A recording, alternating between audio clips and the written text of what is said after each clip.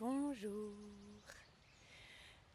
Me voilà dans un champ avec un concerto de petits oiseaux. J'avais envie aujourd'hui de profiter des bienfaits de cette nature et de la vague de mieux après des vagues assez stressantes de mon mental ces derniers temps, pour discuter de justement cette tendance qu'a le mental conscient, à croire et à ruminer plus facilement.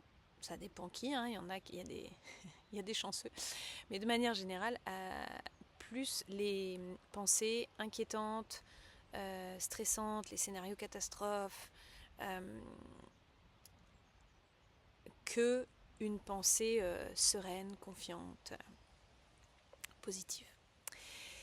Et donc, je voulais partager, moi, ce qui me vient, ce qui m'apaise de savoir en termes de connaissances, et ce qui me permet de prendre du recul sur cet aspect-là, et ça c'est tout ce que je partage, ça tourne autour de ça, c'est revenir dans le corps, travailler la connexion à l'inconscient, et aussi ce que j'ai peu abordé pour l'instant, c'est se réapproprier, se définir une spiritualité à soi. Si le terme ne parle pas ou ou si on a des rejets, puisque comme les religions sont quand même portent des, c'est pas très vendeur les religions, on a tendance du coup à se détacher complètement de la spiritualité et de pas s'approprier et se créer la sienne. Mais donc pour aujourd'hui, je voulais partager plutôt le côté connaissance de ce mental qui peut nous permettre de comprendre ça. Ça peut aider certains et certaines. Moi, ça m'a beaucoup aidé et ça me passionne de savoir qu'on est... Il y a un côté où on est tous comme ça, où c'est la nature. Donc, le rôle de la psyché, le rôle du mental conscient, c'est de comprendre, de prévoir, d'anticiper, de régler des problèmes futurs et passés. C'est vraiment le contrôle. Et c'est son rôle. C'est normal. Il n'y a pas besoin de lutter contre ça. Il y a beaucoup d'incompréhension, par exemple, autour de la méditation, comme quoi l'idée c'est de ne pas penser, alors que le rôle du mental, c'est de penser. Et le rôle de la psyché, c'est ce que je viens de dire. Donc de prévoir, d'anticiper, et c'est plutôt un truc de contrôle, et c'est un rôle de protection. Et le but, c'est de nous protéger. J'ai pris quelques notes aujourd'hui, donc je garde un œil dessus. Le but, c'est de nous protéger des menaces. Et contrairement à l'instinct animal, à la réalité des animaux que nous sommes, où une menace, c'est par exemple le lion qui vient nous grailler. Donc ça, c'est vraiment l'image qu'on se donne quand on parle en neurosciences. Mais en même temps, ça me fait penser à l'ironique sondage de l'ours ou de l'homme. Donc admettons, la menace peut être un homme blanc cisgenre de plus de 50 ans, en manque d'éducation sociétale. Mais en tout cas, le mental, lui, ses menaces, c'est le rejet, la honte, l'humiliation, la peur, et de manière générale, l'intensité émotionnelle pour beaucoup de gens. Donc en fait, ça peut aussi être la peur du bonheur, de la béatitude, de l'orgasme, et aussi la peur d'une protection contre la confusion. Donc tout ça, c'est les menaces vraiment identifiées comme le lion qui vient nous grailler pour le mental. Donc son but, lui, c'est de turbiner pour nous protéger de ça et de régler tous les problèmes à l'avance, les problèmes passés, les problèmes futurs. Ça inclut aussi pas mal de transgénérationnel. Et alors quand il y a des traumatismes, et on en a tous, et les traumatismes, c'est pas factuel, c'est pas un fait qui est défini comme un traumatisme. Ce qui définit un traumatisme, c'est comment on l'a vécu, comment on y répond. Donc ça c'est très important et ça dépend vraiment du contexte, de l'inné, de l'acquis de chaque personne à un instant donné. Donc, je voulais partager ça. Moi personnellement, ça m'aide beaucoup. Et c'est aussi ça la méditation. La méditation, c'est pas de ne pas penser, c'est pas de contrôler sa pensée pour qu'elle soit que positive, c'est d'observer sa pensée et de prendre un peu de... Je reviens là dans le ventre, dans la terre, dans le concret. J'ai les pieds sur le sol, je sens mes fesses sur le coussin, je sens l'air sur ma peau, dans mes cheveux. Ça, c'est du concret. C'est les 5 sens, c'est la respiration, c'est la gravité. Et donc de la même manière que je vous ai expliqué que le système sympathique du système nerveux, il est très bien foutu. Et le problème, c'est qu'on est chroniquement dans cet état-là et qu'on ne sait pas cultiver le système parasympathique. C'est même une valeur sociétale, je dirais. La détente, c'est un luxe. Et c'est assez mal vu pour plein de personnes. Le contexte dans lequel ils sont, ça peut être très mal vu. Donc le problème, c'est qu'on est chroniquement en système sympathique. Là, il y a un peu un parallèle, je trouve. Enfin, moi, j'y vois un parallèle. Le mental, les pensées, même les pensées inquiétantes, même les pensées ressassantes, c'est pas un problème en soi.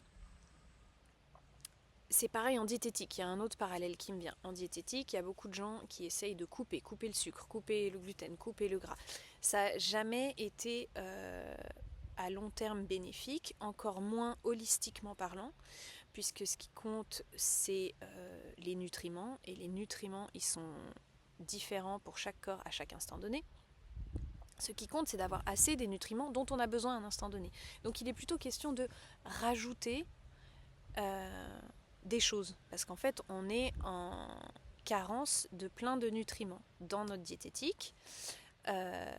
On est en carence de temps en système parasympathique, et on est en carence de revenir dans le corps pour ne pas se définir pleinement par le mental, pleinement par notre psyché, pleinement par notre conscient, et de penser et d'entraîner une gymnastique de l'ego pour que tout ça s'équilibre. Voilà, tout simplement. Ça, c'est ce autour de quoi je voulais tourner. Et pourquoi je voulais tourner autour de ça? Parce que donc, pourquoi c'est tellement plus facile de croire les pensées négatives? Pourquoi le mental a tellement plus facilement tendance à ressasser du négatif? Premièrement, pour nous protéger, et c'est son rôle, et ça veut dire qu'on est sain d'esprit, que tout va bien, c'est normal. Je revérifie que j'ai rien oublié. Et deuxièmement, parce qu'on est en carence de pratiques, de rituels et d'attention, vraiment de nourrir, d'apporter les nutriments qui équilibrent. Voilà. Et entre autres, une des réponses dont je parlerai plus tard, c'est aussi, comme je vous le disais au début, en tout cas pour moi, pour plein de gens, quel que soit ce mot en fait, si spiritualité ça vous parle pas, mais de se connecter, de nourrir la relation à tout ce qui nous échappe, tout ce qui est plus grand que nous. Donc ça peut être le cosmos, les étoiles, l'univers, le fait que l'univers est infini et s'accélère vers l'infini et que cette accélération a diminué. Là j'ai lu un article, enfin bref. Ou alors le contact à la terre, aux oiseaux, aux arbres, quel que soit ce que c'est la spiritualité pour vous. Mais en tout cas, on a cette tendance qui a des effets dramatiques sur notre santé holistique, sur notre vitalité et sur notre vitalité mentale, de concentration, de motivation, l'élan de vie. J'ai perdu le fil.